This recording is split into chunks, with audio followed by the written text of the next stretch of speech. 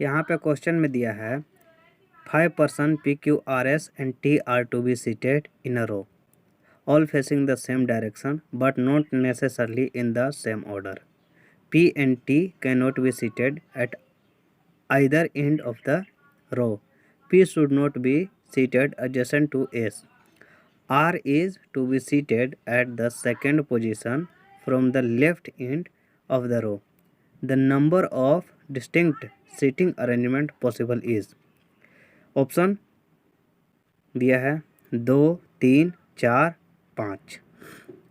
अब यहाँ पे हम लोग देखते हैं कि इसको सॉल्व कैसे किया जाए। तो चलते हैं कॉपी पे।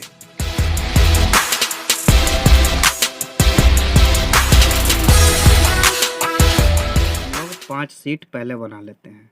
चूँकि सारे लोग एक ही तरफ मुंह करके बैठे हुए हैं, इसलिए हम लोग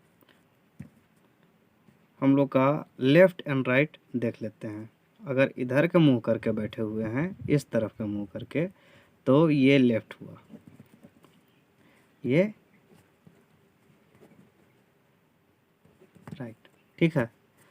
अब हम लोग का क्वेश्चन में क्या दिया गया है, जो कंडीशन दिया गया है वो पहले पढ़ लेते हैं। उसके बाद हम लोग देखेंगे कि कितना इसका अरेंजमेंट पॉसिबल हो सकता है।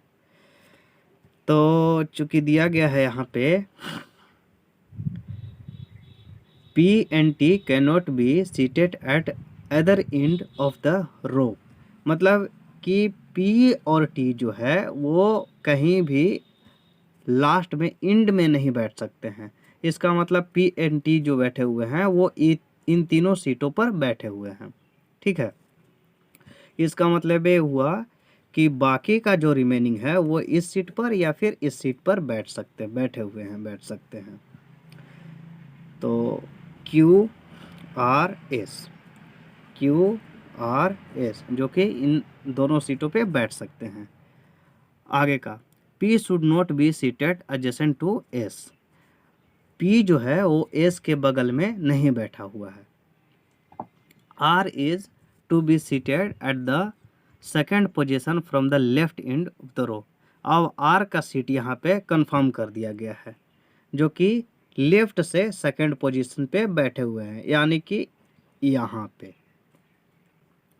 द नंबर ऑफ, अब बाकी अरेंजमेंट का नंबर हम लोग को देखना है कि कितना पॉसिबल हो सकता है। तो देखते हैं यहाँ पे,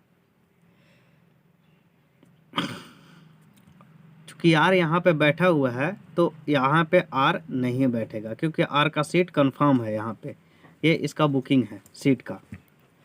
अब आगे देखते हैं फर्स्ट पॉसिबिलिटीज़ क्या हो सकती है। यहाँ पे Q and S यहाँ पे बैठे हुए हैं दो जगह पे, जो बाकी बचा P and T वो यहाँ पे बैठ सकते हैं, PT।